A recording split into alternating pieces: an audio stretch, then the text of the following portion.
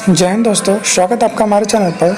BSF head constable radio पढ़कर regarding ये organic chemistry का वीडियो है और ये आपको कंप्लीट देखना है। यहाँ से बहुत सवाल आएंगे, भर भर के सवाल आएंगे। आपको पहले भी मैं बताता हूँ, वीडियो को ज़्यादा लंबा नहीं करूँगा, जो भी है बताते चला जाता हूँ, ठीक है। तो सबसे पहले पढ़ेंगे इसमें हाइड्रोकार्बन के बारे में। हाइड्रोकार्बन हमारा क्या होता है कि हाइड्रोकार्बन हाइड्रोजन और कार्बन का एक मिक्सअप होता है। इसे समझ के ऐसे चलिए, जो मैं लैंग्वेज किताबी भाषा आपको याद नहीं करना, जो मैं बताऊंगा उसे आपको याद रखना है कि हाइड्रोजन और कार्बन का एक मिक्सअप होता है हाइड्रोकार्बन। और ये क्या होते हैं, ये इसमें सिर्फ कार्बन और हाइड्रोजन मिलते हैं और इसका जो मेन सोर्स है वो क्या है, तो ये आपको याद रख लेना है दोस्तों, ठीक है। ये लाइन आपको यहाँ पे याद रख लेना कि किससे मिलते हैं, तो आपका कोल और पेट्रोलियम से मिलते हैं, ये आपको याद होना चाहिए, ठीक है। इसके बाद कुछ पेट्रोकेमिकल से भी यहाँ से इसका निर्माण होता है, ये भी याद रखेंगे। घर में जो हम लोग यूज करते हैं उसमें आपका एलपीजी हो गया, ठीक है, इसमें यूज होता है। कॉम्प्रेसर नेचुरल सीएनजी में होता है, याद रखेंगे। जो किससे प्राप्त होते हैं, पेट्रोलियम से। पेट्रोलियम क्या है हमारा, हाइड्रोकार्बन है, याद रखेंगे। मतलब इससे क्या समझ में आया हमको कि हम लोग जो घर में यूज करते हैं नेचुरल गैस, जो हम लोग गैस सिलेंडर पे यूज करते हैं, जो ब्यूटेन और प्रोपेन होता है, वो हाइड्रोकार्बन से मिलते हैं। उसके साथ ही साथ जो भी पेट्रोकेमिकल्स होंगे, सीएनजी वगैरह हो गए, वो सब किससे मिलकर बने होते हैं, हाइड्रोकार्बन से मिलकर बने होते हैं। ये हम यहाँ तक समझ पाएँ। अगर हाइड्रोकार्बन का स्ट्रक्चर की बात करें तो हो सकता है कि वो आपका एल्केन टाइप का हो, एल्किन भी हो, अल्काइन भी हो। ये तीन चीज़ हैं, एल्केन, एल्किन, अल्काइन बताऊंगा आगे। फिर हो सकता है साइक्लिक हो, नॉन साइक्लिक हो, ठीक है, एरोमेटिक हो, नॉन एरोमेटिक हो। इतनी सारी चीज़ें आपको समझ में आ गया होगा। यहाँ पे आगे बढ़ते हैं। यहाँ पे तो हाइड्रोकार्बन को भी एक पॉलीथीन, पॉलीप्रोपेन, ये लाइन आपको याद रखना है, ठीक है। देखिए, ये लाइन आपको याद रखना है कि इसका जो प्रयोग है, इसका जो यूज किया जाता है वो कहाँ किया जाता है, तो इसका यूज पॉलीथीन, पॉलीप्रोपेन, पॉलीस्टाइरीन जैसे पॉलीमराइजेशन वगैरह पॉलिएस्टर में यूज किया जाता है, बहुलक उसको कहा जाता है। उच्च अनुभार वाले हाइड्रोकार्बन का उपयोग पेंट की विलायक में। अब देखिए, एक विलायक यानी कि यहाँ पे किस सॉल्वेंट की तरह यूज, पेंट में। अगर मैं आपसे सवाल पूछूं कि पेंट में, क्वेश्चन को अगर हो सकता है ऑनलाइन फॉर्मेट में लिख भी लीजिए इसको, कि पेंट में सॉल्वेंट की तरह किसका यूज किया जाता है, तो हाइड्रोकार्बन का। और आपको लग रहा है कि अभी आसान है, फ्लो में बता के चला जा रहा हूँ। ये सवाल पूछा गया है, इसलिए मैं इस पर ध्यान दे के आपको बता रहा हूँ, ठीक है। इसके बाद आगे बढ़े तो यहाँ पे आपका क्या लिखा हुआ है, साथ ही साथ दवाई वगैरह में, कलर वगैरह में इसका यूज किया जाता है। अगर संतृप्त हाइड्रोकार्बन की बात करें, इंग्लिश में वर्ड है इसका सैचुरेटेड हाइड्रोकार्बन, यानी जो आप नया कार्बन हाइड्रोजन बॉन्ड नहीं बना सकता है उसको कहा जाता है सैचुरेटेड, यानी जिसका पेट भर चुका है, अब वो खाना एक रोटी भी ज़्यादा नहीं खा पाएगा। तो ये जो सैचुरेटेड हाइड्रोकार्बन होता है, इसमें कौन सा बॉन्ड होता है, सिंगल बॉन्ड होता है। पहली बात तो यहाँ पे ये है। साथ ही साथ ये मिल के क्या बनाते हैं, एल्केन, एक सीरीज बनाते हैं जिसमें क्या होता है, एल्केन, ठीक है। यहाँ पे ये याद रखेंगे। अगर ये एल्केन बाद में अगर मान लीजिए कोई सर्किल टाइप का एक साइक्लिक अगर बना दे, तो ऐसे, हालांकि बेंजीन में आपको बना रहा हूँ, लेकिन ये मान के चलिए सर्किल फॉर्म करे, तो ऐसे इसको कहा जाता है साइक्लो एल्केन, जो सर्किल बना दे, ठीक है, एक रिंग का निर्माण कर दे। मोटा मोटी बात यहाँ पे ये है। इसके बाद है कि जो असंतृप्त होते हैं, जो नॉन सैचुरेटेड होते हैं, ठीक है, वैसे हाइड्रोकार्बन में या तो डबल बॉन्ड हो सकता है या ट्रिपल बॉन्ड हो सकता है, ये हम यहाँ पे जाने। अब हम अच्छे से एल्केन के बारे में पढ़ लेते हैं। एल्केन क्या होता है, एल्केन का पहला फार्मूला लिख लीजिएगा, CnH2n, ठीक है, H2n+2। ये एल्केन का एक जनरल फार्मूला है, इसको आपको याद होना चाहिए। और मीथेन जो है, इसका ये पहला फैमिली मेम्बर है, ठीक है। इसीलिए एल्केन का पेरेंट चेन किसको कहा गया है, मीथेन को क्या कहा जाता है, पेरेंट्स। एल्केन का पेरेंट किसको कहा जाता है, तो मीथेन को कहा जाता है। यहाँ पे लिखा हुआ नहीं है, लेकिन मैं बता रहा हूँ और याद कर लीजिए। मीथेन का सोर्स क्या क्या है, तो गाय का गोबर हो गया, जहाँ पे धान का खेती होता है वहाँ पे मीथेन गैस का रिसाव होता है। ये सारी चीज़ें आपको याद रखना। कोयला खदान हो गया, वहाँ से भी निकलते हैं। इसके बाद हाइड्रोकार्बन में C2H6 जो है एथेन कहलाती है, ये इनएक्टिव होता है। देखिए, जितने भी आपका जो भी आपका सैचुरेटेड हाइड्रोकार्बन है वो जनरली इनएक्टिव होते हैं, क्योंकि ऑक्टेट रूल को वो सारे के सारे फॉलो कर लेते हैं। ये बात है यहाँ पे, क्योंकि ये अम्लों और अन्नकर्मकों से अभिक्रिया नहीं करते हैं, ठीक है। जब अभिक्रिया नहीं करते हैं तो अतः इन्हें प्रारंभ में क्या कहा जाता है, पैराफिन। तो पैराफिन आपको याद होना चाहिए कि क्या होता है, ठीक है। पैराफिन का मतलब होता है कि जो रिएक्शन ना करे। तो अगर ये आपसे सवाल पूछा जाए कि सामान्यतः एल्केन पैराफिन होता है, सही या गलत, तो सही होता है, आपको याद रखना पड़ेगा। इसके बाद अगर हम आगे बढ़े, यहाँ पे आपको बस ध्यान से सुनते जाना है। तो एल्केन का आपको पता, ये आपको याद ही होगा, आपने 10th में पढ़ा होगा। Methane, ethane, propane, butane, pentane, hexane, octane, nonane, decane वगैरह आपने पढ़ा होगा। बीच में सेप्टेन वगैरह भी है ना, हेक्सेन, सेप्टेन, ऑक्टेन, नॉनेन, डेकेन, ये सब है। तो यहाँ भी सारी चीज़ें हैं, लेकिन मैं आपको ये PDF दे दूँगा टेलीग्राम में। ये जो यहाँ पे लिखा गया है इसको आप अच्छे से याद कर लीजिएगा, क्योंकि C4H10 को और भी नाम से जाना जाता है। जब आप IUPAC नाम अभी मैं आपको बताऊँगा तो उसमें बताऊँगा कैसे इसका नाम लिखाता है। 2-मिथाइल प्रोपेन, पेंटेन, 2-मिथाइल ब्यूटेन वगैरह, ये सब सारी चीज़ें मैं आपको बताऊँगा थोड़ी देर में। ये IUPAC का एक अलग वीडियो 5 मिनट का लेके चला आऊँगा, ठीक है। इसके बाद ये चीज़, ये लिस्ट आपको याद होना चाहिए। पहली बात, इस पर कोई भी प्रॉब्लम नहीं होनी चाहिए। अब कुछ मैं इसकी प्रॉपर्टीज़ बता देता हूँ मैं आपको जल्दी जल्दी। क्या क्या गुणधर्म है, तो आपको मैंने कहा कि एल्केन में carbon carbon carbon hydrogen bond बनेगा और इसमें सिंगल बॉन्ड होता है। मैंने कहा बॉन्ड का टाइप आपको याद रखना है कि कैसा बॉन्ड बनता है, सहसंयोजक कोवैलेंट बॉन्ड, यानी कि अगर ये कार्बन कार्बन बना तो ये भी मिलकर सहयोग करके बॉन्ड बना रहा है, ठीक है। साथ ही साथ इलेक्ट्रोनेगेटिविटी बहुत कम होता है, ठीक है, और ये नॉन पोलर होता है, समझ गए। एक होता है पोलर और एक होता है नॉन पोलर। आपको एक लाइन में मैं आपको समझा दूँ कि पोलर हमारा क्या होता है, अगर पोलर सेम मॉलिक्यूल के बीच में है तो हो जाएगा आपका पोलर, और अगर अलग अलग रहेगा, मतलब एक तो होता है ध्रुवीय और एक अध्रुवीय, हिंदी इंग्लिश में कहा जाता है। तो जो अलग अलग होते हैं वो क्या होते हैं कि अलग अलग होते हैं, जैसे कार्बन हाइड्रोजन वो नॉन पोलर हो गया, ठीक है। इसके बाद यहाँ पे आपको ये याद रखना है, ये बहुत इंपॉर्टेंट लाइन मैं आपको अभी बता रहा हूँ यहाँ पे, कि ये जो होते हैं वो उसमें कौन से बॉन्ड पाए जाते हैं, तो वंडर वाल फोर्स ऑफ अट्रैक्शन पाया जाता है। वीक होता है, नेचर में सबसे वीक फोर्स यही होता है, ठीक है, अगर केमिस्ट्री के सेंस में अगर मैं बात करूं तो। साथ ही साथ इसके पहले जो 4 मेंबर है, मीथेन, इथेन, प्रोपेन, ब्यूटेन, वो गैस है। मीथेन, इथेन, प्रोपेन और ब्यूटेन ये सारे क्या हैं, गैस हैं। और इसके बाद जो भी है 5 से लेकर 17 तक वो द्रव हैं, और 18 से जो भी आगे हैं वो सारे के सारे सॉलिड हैं। अब यहाँ पे अगर हम बात करें तो इसका जो भी इसका बॉइलिंग पॉइंट होता है, ठीक है, या जिस पे गल जाएगा तो वो 298 केल्विन होता है। इसके बाद अगर इसको देंगे तो ये क्या होगा, ठोस से सॉलिड में, माफ़ कीजिएगा, सॉलिड से लिक्विड फॉर्म में चेंज होना शुरू हो जाएगा। और केमिकल प्रॉपर्टीज़ की अगर हम इसकी बात करें तो यहाँ पे रंगहीन होते हैं और गंधहीन होते हैं। ना ही इन पे क्या होता है, ना ही इनका कोई कलर होता है और ना ही इनका कोई गंध होता है, इसीलिए पहचान कर पाना मुश्किल है। एसिड, बेस और ऑक्सीडाइजिंग एजेंट वगैरह ये सारे के सारे एल्केन के प्रति इनएक्टिव होते हैं।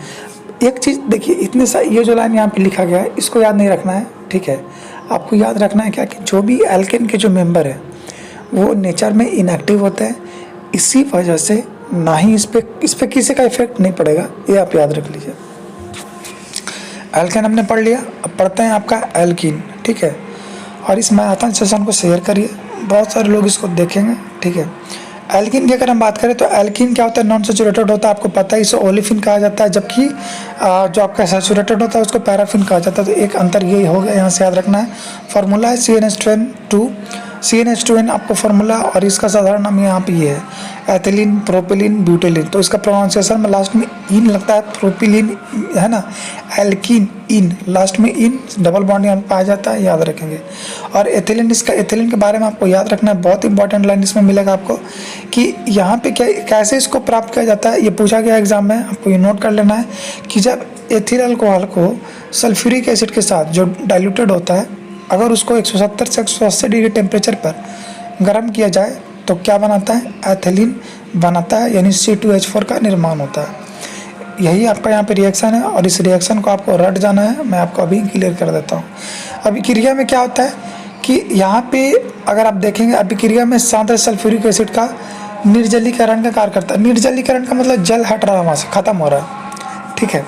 इसका सिंपल मीनिंग यही होता है। बॉइलिंग पॉइंट याद रखेंगे, 105 डिग्री होता है NTP पर, यानी नॉर्मल टेम्परेचर एंड प्रेशर पर। 1.25 ग्राम इसका डेंसिटी है। साथ ही साथ इसे सूंघने से क्या आ जाती है, बेहोशी, यानी कि एथिलीन गैस को सूंघने से क्या आता है, आदमी बेहोश हो जाता है। इसका उपयोग कहाँ होता है, आपको पता ही है, सबको पता है, 99% लोगों को पता होगा।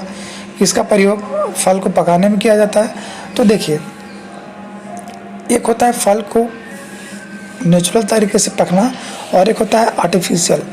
तो एक होता है आपका एबिसिसिक एसिड, ठीक है, वो क्या होता है फल को पकाता है, वो हार्मोन होता है, ठीक है।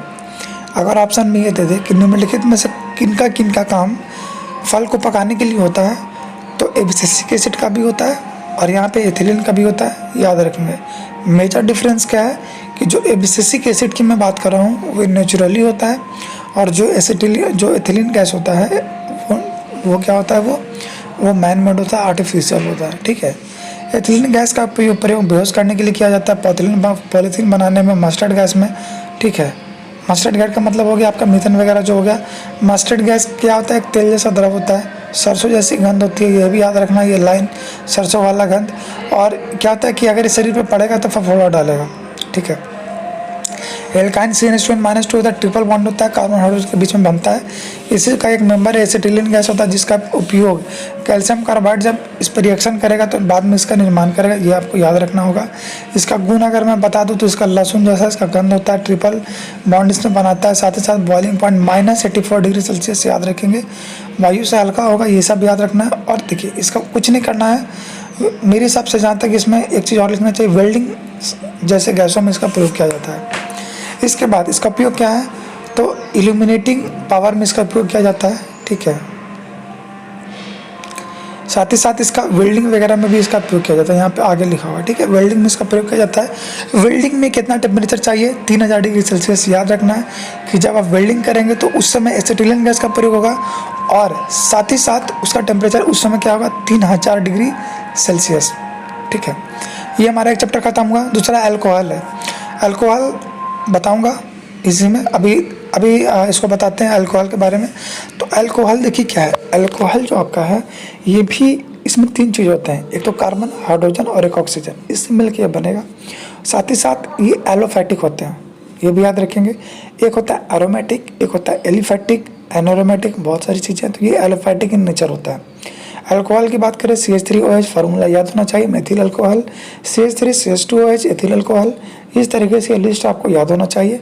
बात करें आगे मेथिल अल्कोहल की, तो मेथिल अल्कोहल जिसे मेथनॉल कहा जाता है, जिसे कार्बिनॉल भी कहा जाता है, तो इसके अन्य नाम में भी आपका पूछा जाएगा। इसको देखिए मैं आपको इसको अपने वे में समझाता हूँ, आप मेरी बातों को ध्यान से सुनिए। इसको कहा जाता है वुड स्प्लिट, इसको कहा जाता है एक कारण, तो आपको ये याद रखना है, ठीक है। या वुड नाफ्ता भी कहा जाता है, ऑयल ऑफ विंटर ग्रीन भी कहा जाता है, इसेंशियल ऑयल भी कहा जाता है। ये सारी चीज़ें इसमें याद रखते थे। इसमें क्या पाया जाता है, ठीक है, ये कहाँ मिलता है, तो ईस्टर वगैरह में ये मिल जाता है, CH3OH। अब यहाँ पे अगर बात करें तो मेथिल अल्कोहल के क्या क्या प्रॉपर्टीज़ है, ये सब चीज़ें आपको याद रखनी है, रट जाना है, ठीक है। तो यहाँ पे मेथिल अल्कोहल की अगर हम बात करें तो मेथिल अल्कोहल रंगीन होता है, इन्फ्लेमेबल होता है, ठीक है। ये सब चीज़ें याद रखेंगे यहाँ पे। इसके साथ ही साथ आपको 64.7 डिग्री सेल्सियस ये याद नहीं रखना है, चलेगा भी। स्पिरिट जैसा इसका गंध होता है, इसी कारण इसको वुड स्पिरिट कहा जाता है। विषैला होता है, पीने से व्यक्ति की मृत्यु हो जाती है, ये सब भी याद रखेंगे। और एक चीज़ आपको एक वर्ड याद रखना, विकृतीकरण, यानी जिसका हिंदी मीनिंग है डीनेचुरेशन। जब लोग इसका सेवन करते हैं तो शरीर में इसका क्या होता है, डीनेचुरेशन या विकृतीकरण होता है, जिसकी वजह से ये शरीर में जहर बन जाता है और बाद में व्यक्ति की मौत हो जाती है। साथ ही साथ ये बहुत सारे जल में और कार्बनिक सोल्यूशनों में घुल जाता है आसानी से। साथ ही साथ आपको ये कैल्शियम क्लोराइड द्वारा इसको सुखाया नहीं जा सकता क्योंकि रिएक्शन नहीं कर पाता, क्रिस्टल सॉलिड बनाता है, इस कारण से। मेथिल अल्कोहल के समान गुण प्रदर्शित करता है, ठीक है, ये चीज़ याद रखेंगे हम लोग। साथ ही साथ इसका प्रयोग दीप्त ज्वाला में भी किया जाता है, ठीक है। और भी चीज़ें मैं आपको इसमें ज़्यादा कुछ खास नहीं याद नहीं रखना है। इसका उपयोग कहाँ पे, तो पेंटिंग में, वार्निश में, सेलुलॉइड में, चमड़ा वगैरह में और चपड़ा वगैरह में इसका यूज़ किया जाता है। साथ ही साथ पेट्रोल और मेथिल अल्कोहल के मोटर इंजन में यूज़ किया जाता है, ये याद रखेंगे। कलर वगैरह में, परफ्यूम में, औषधि वगैरह में, दवाई वगैरह में बनाने में किया जाता है। साथ ही साथ इसका प्रयोग हम लोग डीनेचुरेटेड स्पिरिट के बनाने में करते हैं। बाद में यही मैंने बताया कि आपको इस शरीर में जाकर के विषैला होता है और व्यक्ति की मृत्यु हो जाती है ज़्यादा इसके मात्रा लेने से। अब ये इंपॉर्टेंट लाइन है जो मैं आपको अभी यहाँ पे बताने जा रहा हूँ, ठीक है। क्या वो इंपॉर्टेंट लाइन है, देखिए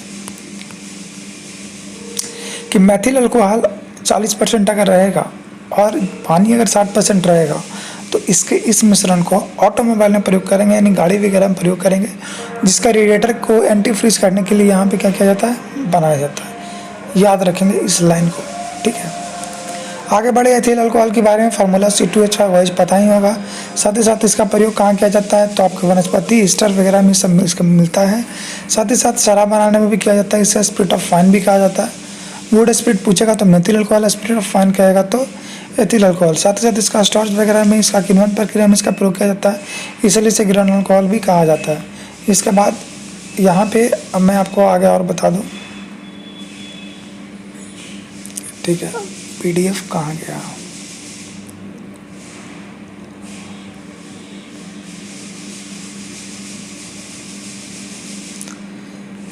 यहाँ पे। इसके बाद है एब्सोल्यूट अल्कोहल। देखिए एब्सोल्यूट अल्कोहल का एक वर्ड आप इसको याद रखेंगे कि अगर हमारा अल्कोहल 100% है तो हमारा क्या कहलाएगा, एब्सोल्यूट। बस ये याद रखना और कुछ याद नहीं रखना।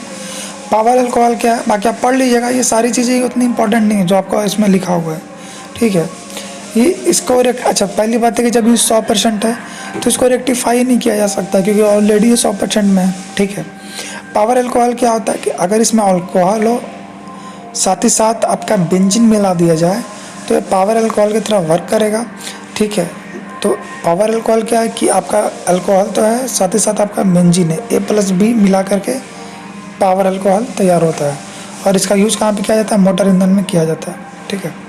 एथिल अल्कोहल का क्या क्या गुण है, सबका गुण वही है लगभग कि ये रंगहीन ज्वलनशील होते हैं। साथ ही साथ इसमें कोई विशेष गंध इसमें मिलती है और ये स्वाद इसका तीखा होता है, यहाँ पे ये याद रखेंगे। साथ ही साथ जल में घुल जाता है, ऑर्गेनिक सॉल्यूशन में घुल जाएगा। उदासीन होता है, जनरली pH वैल्यू शो नहीं करता है, ठीक है, या प्रभावित नहीं करता है, साथ का साथ ही रह जाता है। इसके बाद और एक चीज़ यहाँ पे आपको क्या याद रखना है यहाँ पे कि इसका यूज़ हम लोग मिथाइलेटेड स्पिरिट बनाने में करते हैं, पेंट वार्निश वगैरह में करते हैं, टिंचर बनाने में। एक टिंचर वाला आपको याद रखना है, ठीक है। टिंचर बनाने में एथिल अल्कोहल का प्रयोग किया जाता है, ये याद रखेंगे हम लोग। बाकी वही है, शराब वगैरह, कार के रेडिएटर में ये सब चीज़ें यहाँ पे लिखी गई है। अब आते हैं बहुलक के बारे में, पॉलीमराइजेशन के बारे में मैं आपको बता रहा हूँ यहाँ पे। तो देखिए जब बहुत सारे इसमें मॉलिक्यूल मिल के जुड़ेंगे तो क्या बनाएगा, उसी को क्या कहा जाता है, पॉलीमराइजेशन। इसके बाद इसमें उसका वेट अनुभार बढ़ जाता है। साथ ही साथ कुछ, अब जैसे देखिए अगर मान लिया जा रहा है कि अगर जिन सरल अणुओं के संयोजन से बहुलक बनता है उसे मोनोमर कहते हैं, लेकिन अगर बहुत सारे होंगे तो उसको पॉलीमर कहा जाएगा। अगर इसमें कुछ नॉन सैचुरेटेड हाइड्रोकार्बन की अगर हम बात करें तो हमारा पॉलीथीन वगैरह होते हैं जो हाईली बहुलक होते हैं, हाईली पॉलीमराइज होते हैं। पॉलीइथिलीन की बात करें तो ये थर्मोप्लास्टिक होता है। थर्मोप्लास्टिक कहने का मतलब है कि जिसका शेप एंड साइज बाद में चेंज किया जा सकता है, ठीक है। साथ ही साथ प्लास्टिक की अगर बात कर रहा है तो जाहिर सी बात है कि विद्युत का सुचालक नहीं होगा और जल का प्रतिरोधी होगा। प्लास्टिक का यूज़ आप लोगों को पता ही है। टेफ्लॉन क्या होता है, टेफ्लॉन आपको याद रखेंगे, टेफ्लॉन या PTFE जो होता है वो एक उच्च बहुलक है, ये याद रखना है आपको। टेफ्लॉन का यूज़ कहाँ पे है तो वो मैं आपको बताता हूँ कि जैसे आपका घर में आपका कोई जैसे आपने देखा हो घर में जो भी आपका घर के जो बर्तन होते हैं जो जिसमें जो जलते नहीं है वो आपका बना होता है टेफ्लॉन का।